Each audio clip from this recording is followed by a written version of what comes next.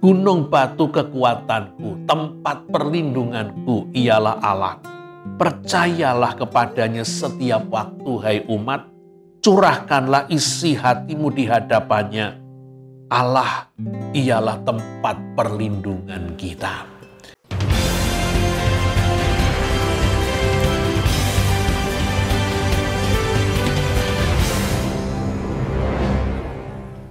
Shalom Bapak Ibu, Saudara-saudari, selamat bertemu kembali bersama dengan saya dalam seri Walking with God. Saya sudah membahas pada pertemuan yang lalu Daud bagian pertama, ketika Daud masih menjadi penggembala domba dan Tuhan hadir menyertai Daud, membina persahabatan di antara Daud dengan Tuhan, Tuhan dengan Daud. Saya akan melanjutkan pada saat ini seri yang kedua. Bila Bapak Ibu belum melakukannya dan tidak keberatan, silahkan subscribe. Dan bila apa yang Bapak Ibu dengar berguna, bisa di-share kepada teman-teman yang lain. Tuhan memberkati kita. Mari kita berdoa. Ya Tuhan yang kami panggil sebagai Bapa di dalam Tuhan Yesus Kristus, Tuhan yang mengasihi kami bersyukur untuk segala sesuatu yang sudah boleh kami terima, kami lakukan, bahkan juga yang kami alami. Oleh karena lebih dari yang kami sadari dan kami insiapi, Tuhan hadir dalam kehidupan kami, memimpin kami, menolong kami, dan memberkati kami. Sekali lagi, apabila kami hendak duduk di sekeliling firman Tuhan, berilah kami pewahyuan, berilah kami hikmat, bahkan berikanlah kepada kami sapaan Tuhan secara pribadi, sehingga kami mengerti apa yang Tuhan inginkan dengan kehidupan kami, apa yang harus kami ubahkan maupun apa yang harus kami lakukan. Tolonglah alat yang menjadi perantaraan firman, layakkan, kuduskan, dan mampukanlah ia, supaya ia dapat berkata-kata seturut dengan kehendak Tuhan, tetapi juga dapat menyampaikan firman Tuhan sedemikian rupa sehingga dapat dimengerti dan menjadi berguna. Di dalam nama Tuhan kami yang hidup, Tuhan Yesus Kristus, kami berdoa, bersyukur, dan memohon. Amin. Mari kita mengawali terlebih dahulu dengan saya ajak membaca dari 1 Samuel pasal yang ke-17. 1 Samuel pasal yang ke-17 mulai ayat yang ke-33. 1 Samuel 17 mulai ayat 33 sampai dengan 39. Tetapi Saul berkata kepada Daud, "Tidak mungkin engkau dapat menghadapi orang Filistin itu untuk melawan dia, sebab engkau masih muda, sedang dia sejak dari masa mudanya telah menjadi prajurit." Tetapi Daud berkata kepada Saul, "Hambamu ini biasa menggembalakan kambing domba ayahnya. Apabila datang singa atau beruang yang menerkam seekor domba dari kawanannya, maka aku mengejarnya, menghajarnya, dan melepaskan domba itu dari mulutnya. Kemudian apabila ia berdiri menyerang aku, maka aku menangkap janggutnya, lalu menghajarnya dan membunuhnya. Baik singa maupun beruang telah dihajar oleh hambamu ini.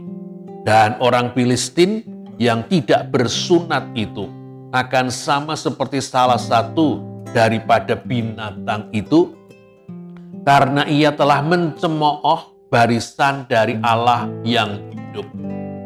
Pula kata Daud, Tuhan telah melepaskan aku dari cakar singa dan dari cakar beruang, dia juga akan melepaskan aku dari tangan orang Filistin itu.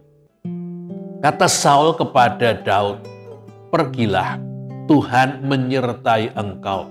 Lalu Saul mengenakan baju perangnya kepada Daud. ditaruhnya ketopong tembaga di kepalanya, dan dikenakannya baju sirah kepadanya. Lalu Daud mengikat pedangnya di luar baju perangnya. Kemudian ia berikhtiar berjalan, sebab belum pernah dicobanya. Maka berkatalah Daud kepada Saul, "Aku tidak dapat berjalan dengan memakai ini, sebab aku belum pernah mencobanya." Kemudian ia menanggalkannya. Bapak, Ibu, saudara-saudari yang dikasihi oleh Tuhan Yesus Kristus, kita telah menemukan Tuhan mempersiapkan Daud dalam waktu yang cukup lama, sehingga Daud mengalami persekutuan, Daud mengalami hubungan yang dekat dan intim dengan Tuhan. Dan itulah yang kemudian menjadikan Daud lebih siap ketika dia harus mulai tampil. Daud datang ke medan peperangan oleh karena diutus bapaknya Isai untuk menengok kakak-kakaknya.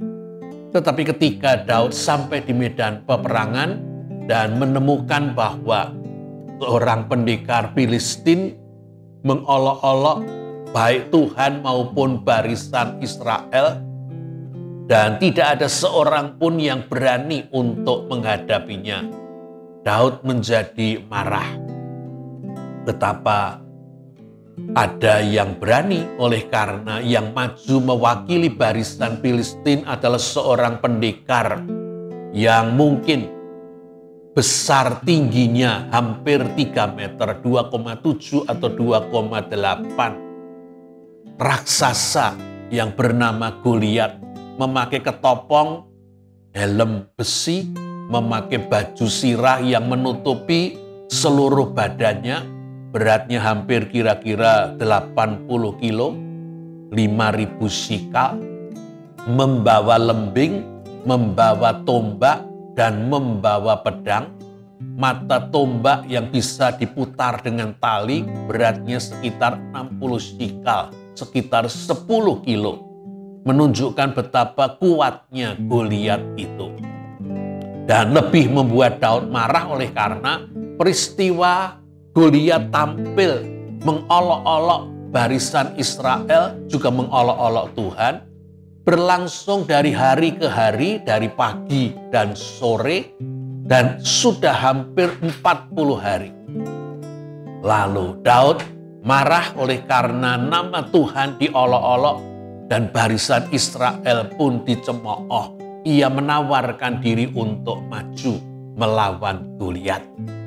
Siapa yang akan mempercayai bahwa Daud akan menghadapi pendekar Filistin raksasa? Oleh karena Daud sama sekali tidak memiliki pengalaman sebagai seorang prajurit. Kalau ia ditanya dari kesatuan mana, bukan dari mana-mana. Pernah berperang? Belum pernah. Pernah pegang pedang dan bermain pedang? Belum pernah. Daud ketika dipakai ketopong dan baju sirah milik Saul, Daud sudah kewalahan, tidak mampu untuk berjalan. Karena itu Daud menolak, dan Daud hendak maju menghadapi Goliat, bukan sebagai seorang prajurit, tetapi sebagai seorang gembala. Karena itu Daud kemudian memilih 5 batu pipih yang ia siapkan untuk menghadapi Goliat. Bapak, Ibu, saudara-saudari yang dikasihi oleh Tuhan Yesus Kristus, Goliat menakutkan. Ukuran besar badan tingginya melebihi orang-orang normal. Lebih-lebih dengan seluruh badan dan kepala yang tertutup besi. Siapa yang kira-kira mampu berduel melawan Goliat dan akan mengalahkannya? Tetapi Daud maju oleh karena dia bukan seorang prajurit. Dia seorang gembala. Ada yang dilihat Daud yang mungkin tidak bisa kita lihat. Dan itulah yang memberikan kepada Daud optimisme bahwa ia mampu mengalahkan Goliat.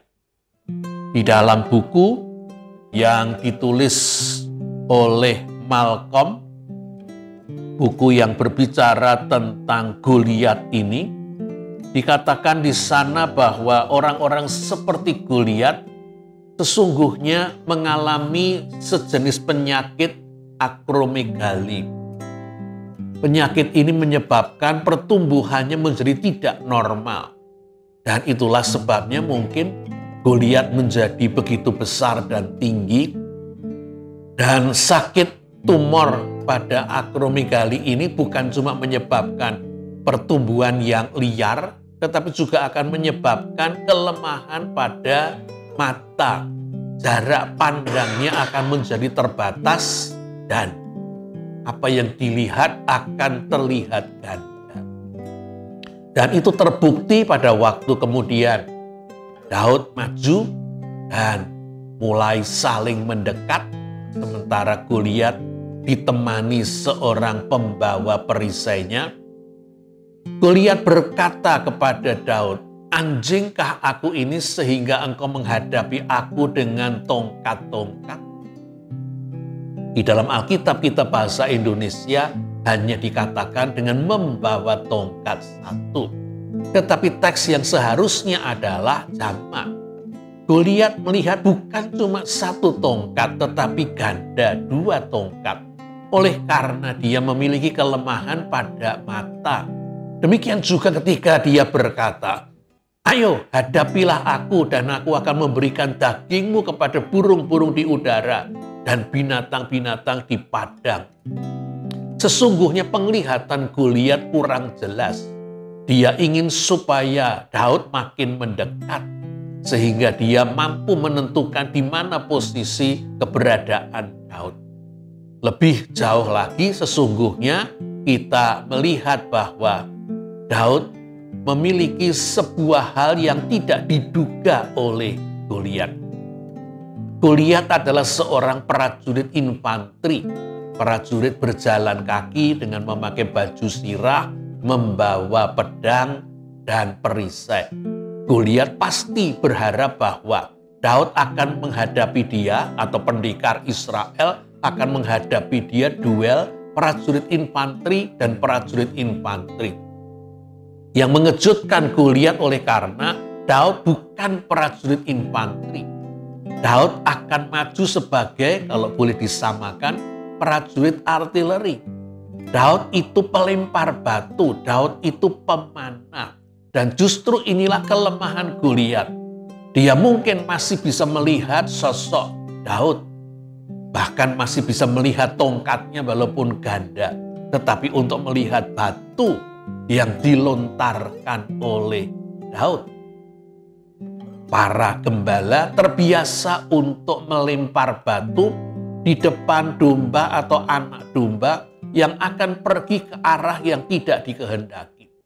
Para gembala terbiasa melempar dengan umban dengan patokan hidung dari domba atau anak domba.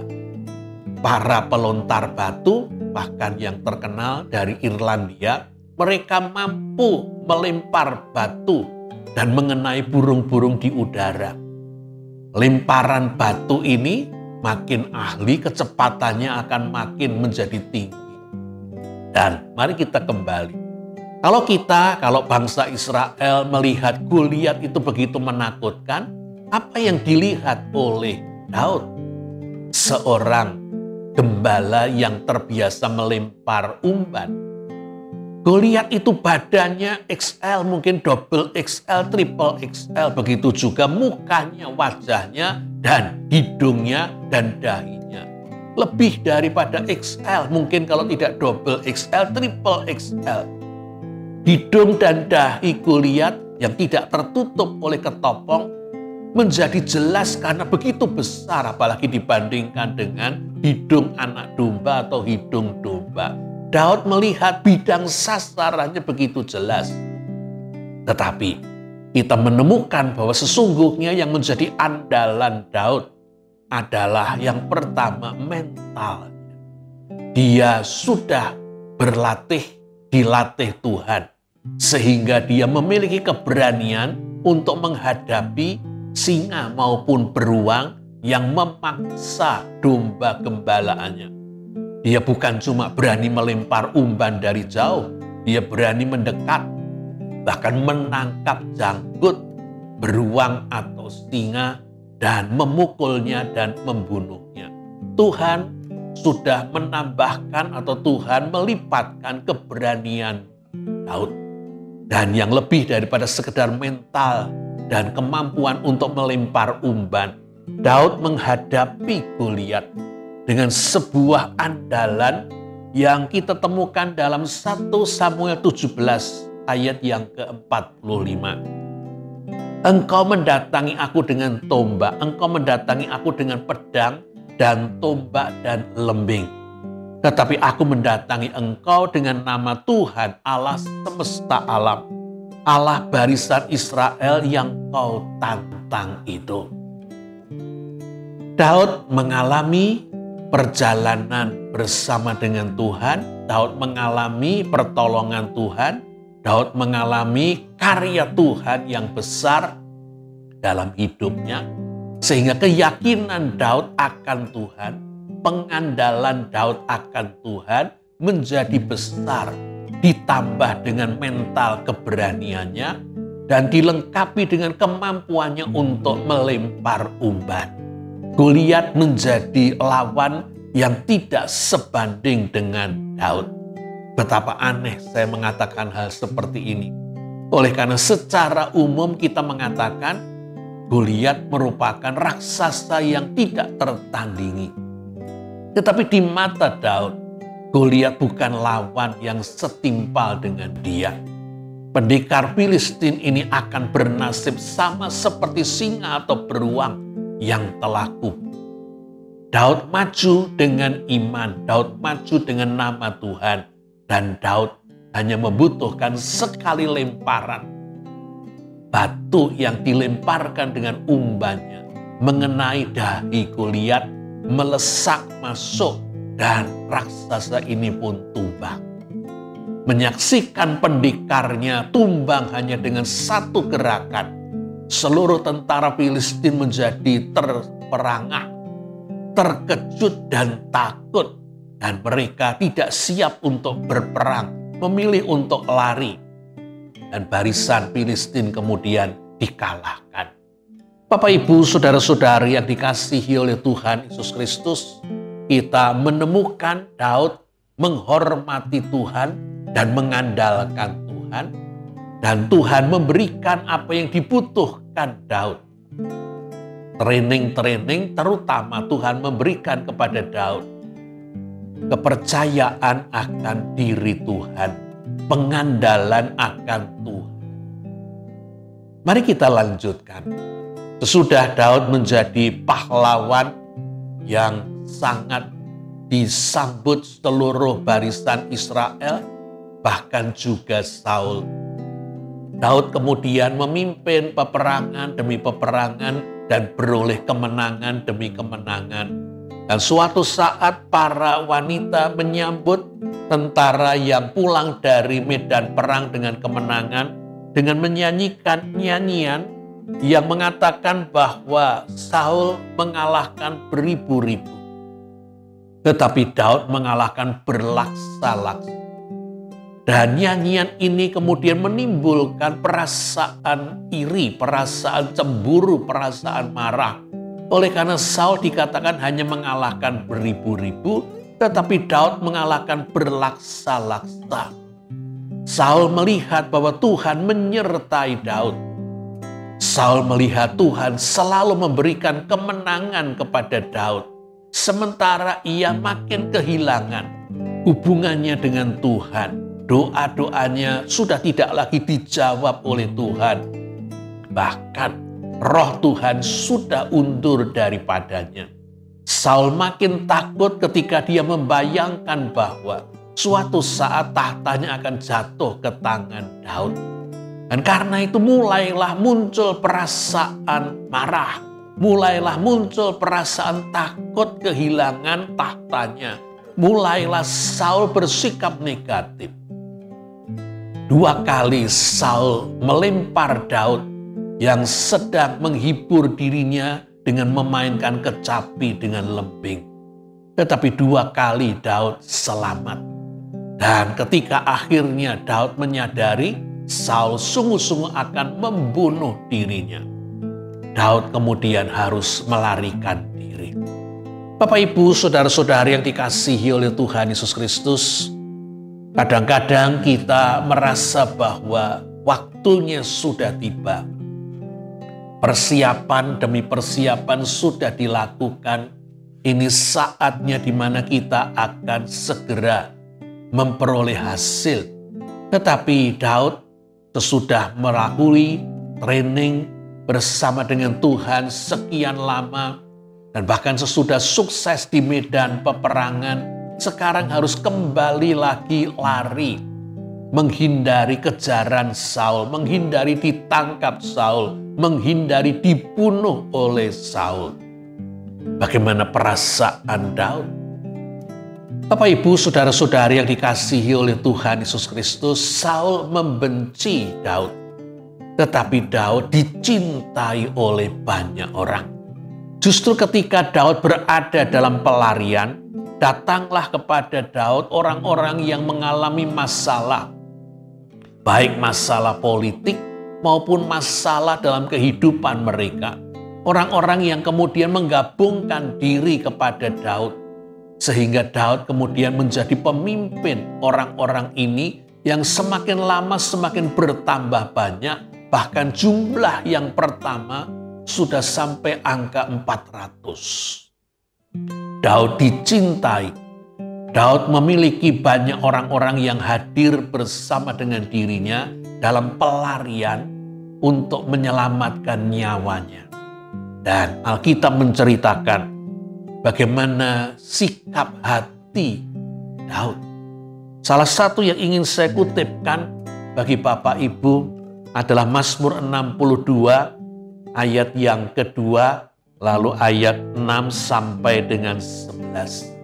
Mazmur 62 ayat 2, 6 sampai dengan 9. Hanya dekat Allah saja aku tenang, daripadanyalah keselamatanku. Hanya dialah gunung batuku dan keselamatanku, kota bentengku. Aku tidak akan goyah. Hanya pada Allah saja kiranya aku tenang, sebab daripadanyalah harapanku. Hanya dialah gunung batuku dan keselamatanku, kota bentengku. Aku tidak akan goyah. Pada Allah ada keselamatanku dan kemuliaanku. Gunung batu kekuatanku, tempat perlindunganku ialah Allah. Percayalah kepadanya setiap waktu, hai umat. Curahkanlah isi hatimu di hadapannya. Allah ialah tempat perlindungan kita. Daud meyakini bahwa Tuhan menyertai dan melindunginya. Sehingga dia mengatakan, Tuhan itu keselamatannya, Tuhan itu gunung batunya, Tuhan itu kota benteng. Karena itu hati Daud itu tenang ketika dia dekat dengan Tuhan. Bapak, Ibu, saudara-saudari, hati Daud tetap tertuju kepada Tuhan. Dalam pelarian, Daud justru seperti kita dalam kesulitan, makin mendekat kepada Tuhan dengan doa-doa kita. Dan dalam pelarian dan dikejar-kejar Raja Saul, Daud mendapatkan 2 kali kesempatan untuk membunuh Raja Saul yang lengah, juga para prajurit yang menjaganya. Pengikut-pengikut Daud segera minta izin untuk boleh membunuh Raja Saul. Tetapi 2 kali Daud mencegah pengikutnya untuk mencelakai Raja Saul. Apa alasan Daud mencegah pengikutnya membunuh Saul? Oleh karena Tuhan. Walaupun Saul mendatangkan penderitaan bagi Daud, walaupun Saul bermaksud untuk membunuh Daud, Saul adalah orangnya Tuhan. Saul dipilih oleh Tuhan. Saul diurapi, ditetapkan oleh Tuhan untuk menjadi raja. Hidup atau matinya Saul adalah bagian Tuhan, urusan Tuhan. Daud tidak akan menyentuh Saul. Daud melarang untuk mencelakai, untuk membunuh Saul. Itulah sekaligus merupakan petunjuk bagi kita. Bagaimana Daud tetap berpegang dan berpaut, taat dan hormat kepada Tuhan. Pelarian yang kedua ini justru makin meneguhkan kedekatan Daud dengan Tuhan. Daud melekat kepada Tuhan. Tetapi sekali lagi, justru dalam pelarian ini Daud memiliki banyak orang yang bergabung. Daud memiliki para pengikut. Dan kebersamaan bersama dengan para pengikut ini makin lama makin menjadi sebuah persahabatan yang erat, yang intim, yang mendalam. Lebih-lebih kalau kita bersama-sama mengalami sebuah pengalaman yang berat. Bagi yang pernah bepergian selama beberapa hari, 1 minggu atau 2 minggu, mungkin ikut tour dalam negeri atau di luar negeri, bersama sekian minggu akan membuat kita semakin mengenal dan semakin dekat. Tetapi kalau kita akan lebih dekat lagi, ketika kita menghadapi hal yang pahit, ketika kita menghadapi hal yang berat, ketika kita menghadapi hal yang sulit, bahkan hal yang menakutkan. Sebagaimana sudah pernah kami ceritakan, pengalaman saya bersama dengan istri ketika pulang dari perjalanan ke Israel. Kami bersama dengan rombongan kami, semua 17 orang, dalam pesawat Etihad mengalami pesawat terkena turbulensi di tengah-tengah cuaca terang.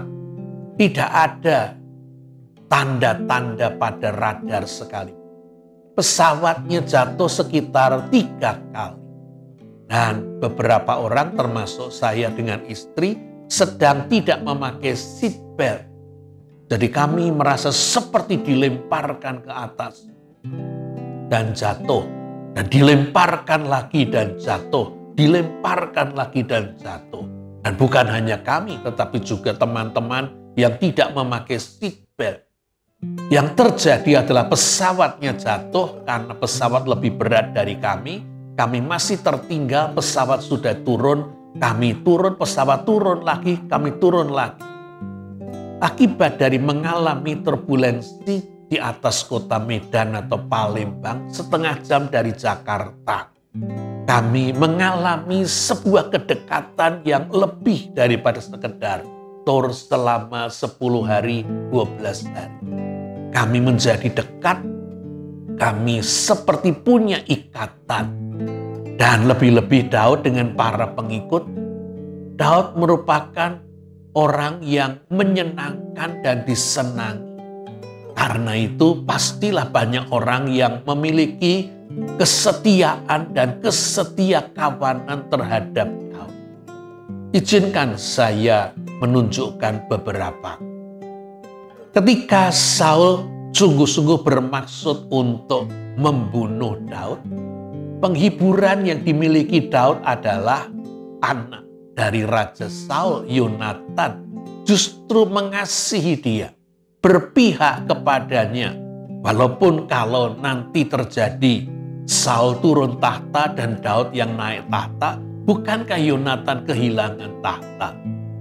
Tetapi Yonatan rela.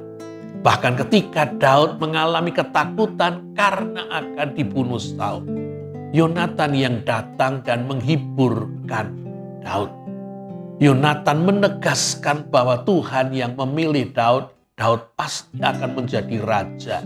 Dan Saul akan digusur oleh Tuhan. Dan Yonatan bersedia untuk di tempat kedua sesudah Daud. Yonatan adalah sahabat karib Daud yang menghiburkan dan menguatkan iman Daud. Tokoh lain yang bisa kita sebut adalah ketika Daud pada masa tua, pada masa tua menghadapi pemberontakan anaknya sendiri Absalom dan harus melarikan diri dari kota Daud, Yerusalem.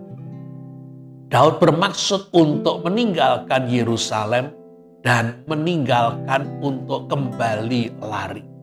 Tetapi ternyata banyak orang yang bersedia untuk ikut bersama dengan Daud, melarikan diri, meninggalkan rumah, meninggalkan kenyamanan untuk bersama-sama dengan Daud berada dalam pelarian pengembaraan. Pasti tidak menyenangkan, oleh karena ini bukan tur, ini lari. Tetapi ada banyak yang bersedia untuk ikut bersama dengan Daud. Dikatakan orang-orang Kreti, orang-orang Pleti, bahkan orang-orang Gad yang bukan orang Israel ikut bersama dengan Daud. Dan ketika Itai, salah seorang Gad yang agaknya merupakan pemimpin orang-orang Gad, disuruh Daud pulang ke negerinya, pulang kepada rajanya, Itai menjawab, "Demi Tuhan yang hidup dan demi hidup Tuanku Raja, di mana Tuanku ada, baik hidup atau mati, di situ hamba-Mu juga." Daud karena harus melarikan diri, karena harus hidup dalam pengembaraan, memiliki orang-orang yang setia, orang-orang yang mengasihi Daud, orang-orang yang bersedia untuk menderita bersama-sama dengan Daud. Bahkan kalau saya boleh agak menyimpang sedikit, Daud memiliki orang-orang yang berguna bagi dirinya bukan hanya karena mereka pahlawan-pahlawan perang yang hebat, tetapi Daud juga memiliki orang-orang yang mau menjadi sahabat yang menegur Daud.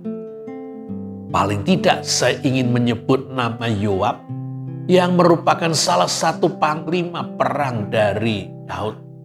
Yoab beberapa kali bertindak untuk kepentingan Daud karena dia mengerti hati Daud. Ketika kerusuhan di tengah-tengah keluarga Daud karena Absalom membunuh adiknya atau kakaknya Amnon, maka Daud akhirnya rindu kepada Absalom. Yoab yang mengerti kerinduan Daud. Yoab kemudian mengatur dengan berbagai cara supaya Absalom dapat kembali dan kerinduan Raja Daud terobati. Yoab jugalah yang berperan di dalam kehidupan Daud, khususnya ketika dalam peperangan menghadapi anaknya sendiri Absalom. Dan Daud berpesan supaya prajuritnya mengasihani Absalom, maksudnya supaya membiarkan Absalom tetap hidup. Tetapi Yoab memiliki pemikiran yang berbeda. Yoab melihat bahwa peperangan hanya akan berhenti kalau Absalom ini mati. Dan oleh karena itu Yoab melanggar pesan Daud dengan membunuh Absalom supaya peperangan segera berhenti. Orang Israel, pasukan Daud melawan orang Israel, pasukan Absalom, sama-sama Israel yang saling bunuh-membunuh supaya segera dapat berakhir dan korban yang berjatuhan tidak semakin bertambah. Tetapi ketika Daud diberitahu bahwa Absalom mati dalam peperangan, Daud bersedih, Daud berkabung, Daud menangis, dan ini kemudian dilihat oleh orang-orang banyak. Dan itu menyebabkan tentara yang menang perang pulang ke kota. Seperti mereka tentara yang melarikan diri, kalah dalam pertempuran. Pulang ke kota dengan diam-diam, tidak dengan sorak-sorai, dengan kegembiraan, dengan kebanggaan, dengan sukacita. Daud mengubah hari kemenangan menjadi hari kekalahan. Dan karena itu Yoab kemudian menemui Daud dan memberikan cermin apa yang ia lihat. Dengan kejam, kalau boleh dikatakan kejam, Yoab mengatakan, Aku tahu bahwa bagimu kalau aku panglima-panglimamu dan tentaramu mati semua, tetapi Absalom hidup itu lebih baik daripada Absalom mati dan kami hidup. Lalu Yoab menegaskan bahwa Daud sudah mengubah hari kemenangan menjadi hari kekalahan, sukacita menjadi perkabungan.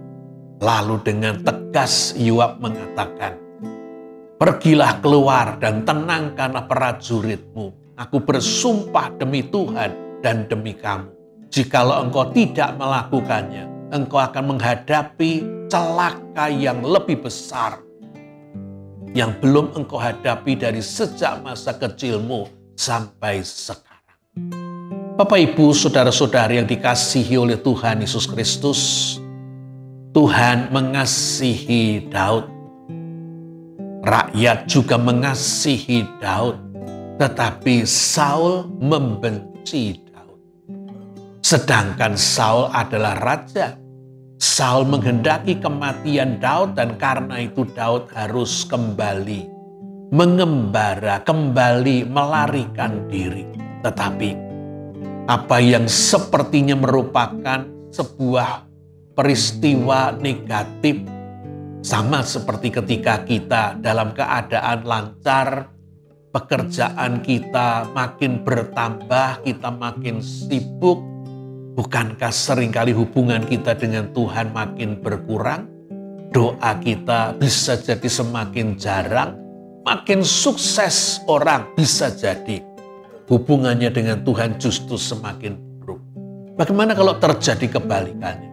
Ketika kita menghadapi masalah, tembok yang sulit kita lompati, ketika kita menghadapi vonis-vonis yang berat dan kita merasa tidak berdaya, bukankah kita menekuk lutut dan menatap langit, berdoa dan meminta Tuhan menolong, meminta Tuhan hadir? Bukan lagi melihat pekerjaan, bukan lagi melihat uang, bukan lagi melihat keuntungan, bukan lagi melihat gengsi karier, tetapi melihat Tuhan. Daud harus melarikan diri oleh karena dikejar-kejar Saul. Tetapi justru dalam pelarian ini sekali lagi Daud memiliki kesempatan untuk membina hubungannya dengan Tuhan. Makin dekat dengan Tuhan, makin melekat dengan Tuhan. Dan hidup Daud pun, hidup spiritual imannya makin bertumbuh dalam pelarian. Hal yang kedua, seperti sudah saya katakan tadi, selain Tuhan yang adalah kekuatannya, keselamatannya, gunung batunya, kota bentengnya, terangnya, Daud memiliki sekian banyak orang yang setia dan mengasihi dirinya. Bapak, Ibu, saudara-saudari yang dikasihi oleh Tuhan Yesus Kristus, kita bisa jadi mengalami hal yang senada. Kita berharap sesudah kita dipersiapkan oleh Tuhan, sesudah kita menyiapkan diri, kita akan segera masuk gelanggang tampil dan mulai meraih kesuksesan. Kita akan membuat grafik naik. Tetapi yang terjadi kadang-kadang ternyata tidak begitu. Kita bukannya naik, kita malahan sepertinya dijatuhkan. Ada orang-orang yang ternyata menjatuhkan kita. Kita ternyata dibuat mengalami ini dan itu sehingga hidup kita bukannya bergembira dan lancar. Hidup kita bermasalah dan susah. Apakah ini sebuah hal yang negatif? Ataukah hal ini justru merupakan sebuah hal yang positif? Oleh karena melalui banyak persoalan, kita sesungguhnya diyakinkan dan disadarkan. Kita tidak mampu dengan kekuatan kita sendiri dan kita harus segera berpaling kembali kepada Tuhan, berpegang, berpaut, memohon dan mengandalkan Tuhan. Dan terus hidup dalam persekutuan hubungan baik dengan Tuhan. Apakah Bapak Ibu mau mempercayai ketika kita menghadapi saat-saat yang tidak enak. Mungkin kita katakan menderita. Sesungguhnya kita sedang memiliki kesempatan untuk semakin dekat dan mengalami Tuhan. Untuk apa Tuhan berbuat jikalau kita bisa melakukannya sendiri? Untuk apa Tuhan menolong jikalau kita tidak butuh pertolongan? Tetapi ketika kita tidak sanggup, ketika kita tidak mampu, Tuhan datang untuk menolong kita. Pada sisi yang lain, siapa orang-orang yang berharga dalam hidup kita? Orang-orang yang bukan hanya kita kasihi, tetapi mengasihi kita. Orang-orang ini sesungguhnya adalah orang-orang yang kita miliki. Ketika kita bersama dengan mereka, mengalami kesulitan, mengalami kesusahan, mengalami penderitaan. Ketika kita bersama-sama mengalami pengalaman-pengalaman buruk, mereka justru menjadi sahabat. Mereka menjadi kekuatan kita, menjadi penghiburan kita. Mereka menjadi penolong kita. Bapak, Ibu, saudara-saudari yang dikasihi oleh Tuhan. Tuhan dan orang lain yang dipakai Tuhan menolong, menghibur, menguatkan, menegakkan, dan mungkin membuat hidup kita berhasil. Bagaimana dengan kebalikannya? Jikalau Tuhan menginginkan supaya kita justru hadir untuk orang lain, kita diminta untuk mendampingi orang-orang dalam kesusahan, dalam kesulitan, dalam penderitaan, dalam problema yang sepertinya tidak ada jalan sulit. Jika kita diutus menjumpai orang-orang yang seperti itu, dan ketika mereka bercerita, mereka membuat kita dibebani dengan cerita yang membuat kita ikut merasa tertekan, membuat kita merasa kesulitan itu menjadi kesulitan kita. Tetapi juga pada saat kita membawanya di dalam doa, menantikan Tuhan bertindak, kelepasan mereka, pertolongan untuk mereka, keberhasilan mereka juga merupakan pertolongan bagi kita, sukacita bagi kita, keberhasilan bagi kita. Daud adalah orang yang berkenan di hati Tuhan. Hal yang sama diinginkan Tuhan terjadi dalam diri saya, ibu, bapak, saudara-saudari. Kita menjadi gembala bagi orang-orang yang membutuhkan penggembalaan kita. Bahkan ketika kita harus bersama-sama orang yang kita gembalakan, mengembara dalam pelarian, mengembara dalam kesulitan, mengembara dalam penderitaan. Oleh karena bukan hanya kita bersama dengan Dia, tetapi Tuhan gembala kita, Tuhan gembalaku. Tuhan hadir bersama dengan kita dan makin nyata bertindak untuk kita. Segala puji, hormat, syukur kiranya hanya untuk Tuhan gembala kita dan juga supaya hidup kita mendatangkan puji, syukur, dan hormat bagi Tuhan dan berkat bagi domba-domba kita.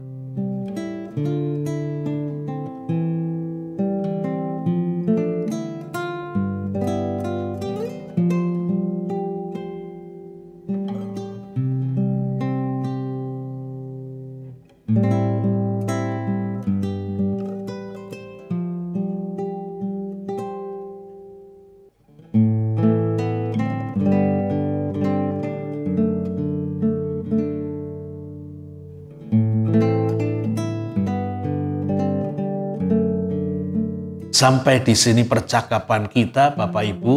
Saya masih akan menyelesaikan seri Daud pada pertemuan yang akan datang. Shalom.